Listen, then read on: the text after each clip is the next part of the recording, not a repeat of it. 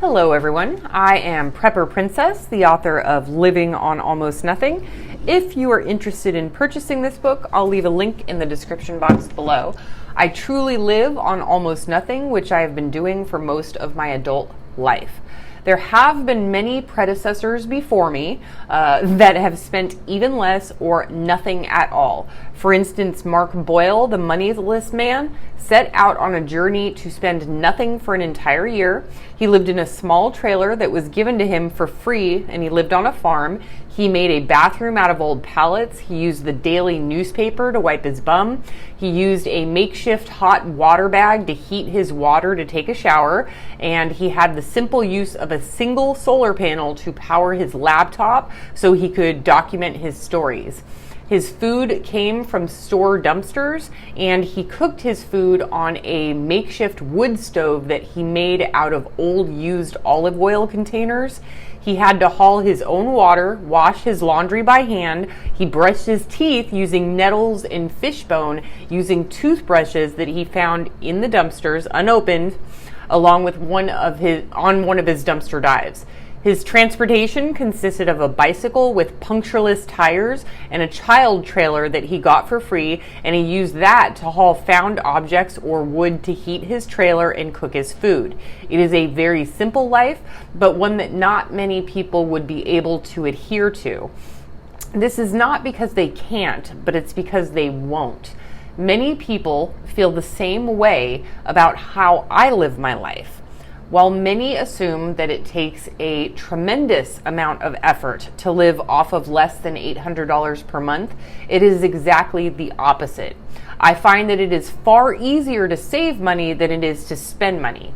Amy Decision wrote of a similar philosophy as well when she was calculating the cost of becoming a housewife versus the cost of holding a full-time job. She had determined that financially it was much more feasible to learn how to save money instead of going out to earn it so it can then be spent. I live my life much like this. In order for me to save money, I just have to sit here. I can browse the internet, I can go to the library, play in the river, I can walk my dog, go hiking, biking, metal detecting, rock hunting, I can play frisbee, and so on. It costs me nothing to do these things, and it requires no effort other than the effort it takes me to do these things that I want to do. When it comes to spending money, I have to first earn the money in order to fill my gas tank. I then have to put on makeup, brush my hair. I have to make myself presentable. I have to get in my car. Then I have to go to work, and I have to do things that I don't want to do all day. I then have to make another effort after work, decide on a store or restaurant, sit there and wait for someone to take my order. I then have to wait even longer for the same person to bring me my food and pay that person to do it.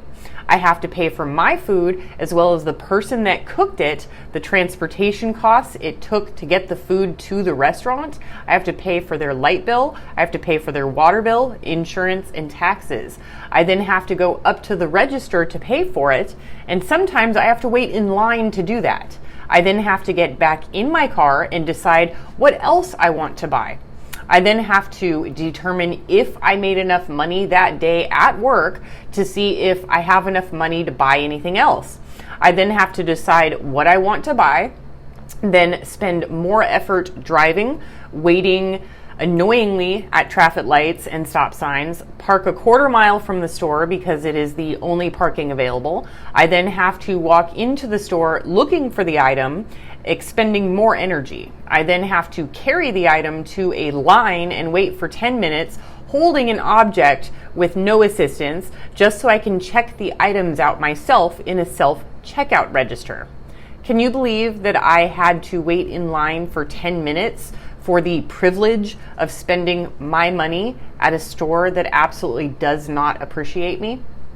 I then have to get in my car, drive home through all those annoying stoplights and stop signs again that are wasting my time, go home, unwrap the item, throw the wrapping paper away in the garbage. I have to take the garbage can to the curb, read the instructions to figure out how to use whatever item I just bought. I have to then assemble it and make the decision about where Is there enough empty space in my home to put the item? Then I put it there.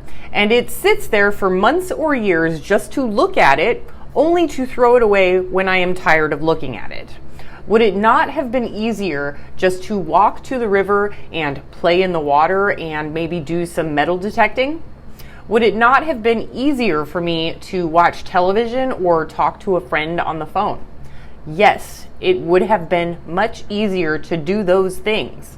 Something that I often find fascinating is how people will often have to spend mental effort attempting to find ways to spend their money. If they have an extra $10 in the bank and payday is tomorrow, people will most times go out of their way to find something to spend that last $10 on. It is like some sort of mental game or a mental block, and they have to get their bank account down to zero before it gets refilled again the next day. While this might not be the case with many of my viewers, my subscribers, you guys, you should ask yourself every time you are about to make a purchase, why am I doing this? Why am I going out of my way and spending so much trouble trying to get rid of this money that I claim that I worked so hard for? If you work so hard for your money, why are you in such a hurry to get rid of it? Do what you can with what you've got. Prepper Princess out. Well, people often ask if I still forage. I don't go out foraging on purpose, but I walk my dog down by the river. And Sunday nights, for some reason, is like the best night. So I got all these unopened beer nuts, a fruit and nut bar, sounds delicious. And then all these little Cheez-Its, unopened. Everything here is unopened, by the way. Cheez-Its, and they're all Cheez-Its. There's 4 of them. And then I've got a cool little bucket for when my nieces and nephews come. They can use that to play and build sand castles. Okay, that's one thing that I found. I also found this chair. So yeah, I just sat in it. It's a sitting chair. And then I also found an unopened Gatorade Cool Blue Thirst Quencher. It's unopened. You can see that it has not been opened. And then 2 full bottles of propane unused. You can hear them. You can hear them make the noise. So that's like, I think like $12 or $14 right there. This has got to be like $2.50. I don't know. I don't drink Gatorade, but I'll drink that since it was free. And the beer nuts. Oh, the beer nuts I'm looking forward to. I'm going to have those tomorrow.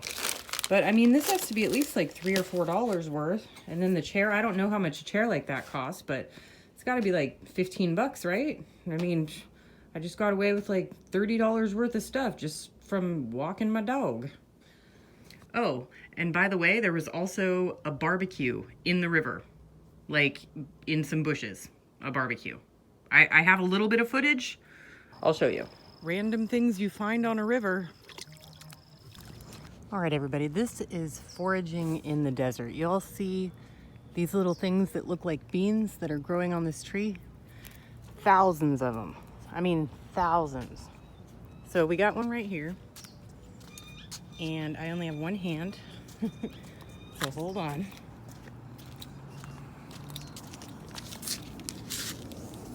Get it. How am I gonna do this? There we go. Okay.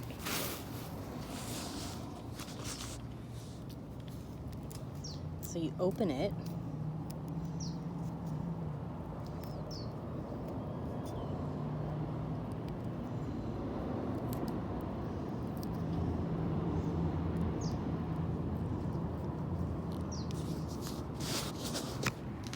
And you got this, and these are from the Palo Verde tree, and they taste like a mix between peanuts and sweet peas.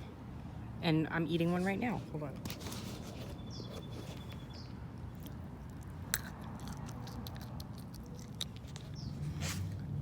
That's just one thing. If you see this parking lot, I'm at the library.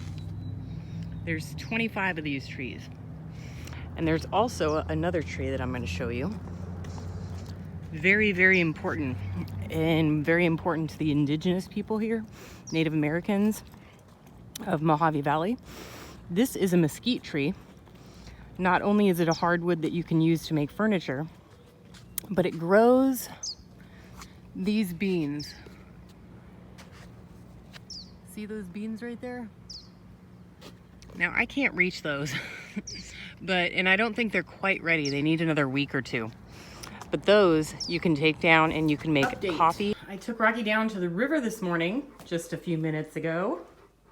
You look a little tired and wet. Look a little tired and wet, huh? Yeah? Was that fun? Yes. Just got back, but found this in about 3 feet of water, and it matches the one I already have, which is great, because now if I go with a friend, I can share. So I get one and they get one. So now all I need is some flippers. Also found a Barbie fishing pole, like for kids, but it didn't have any spindle, so I just left it there. Anyway, or put it by the garbage, you know what I mean. That's what I got. Where you going? What you doing?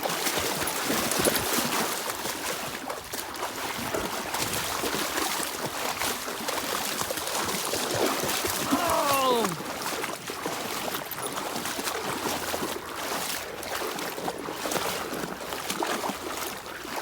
Are you being silly? You being a silly boy? It's 5 a.m. and it's 90 degrees here in the desert. So the water is a nice 68 degrees, maybe 70. So I have to walk him at 5 a.m. and I have to walk him in the water so he doesn't heat.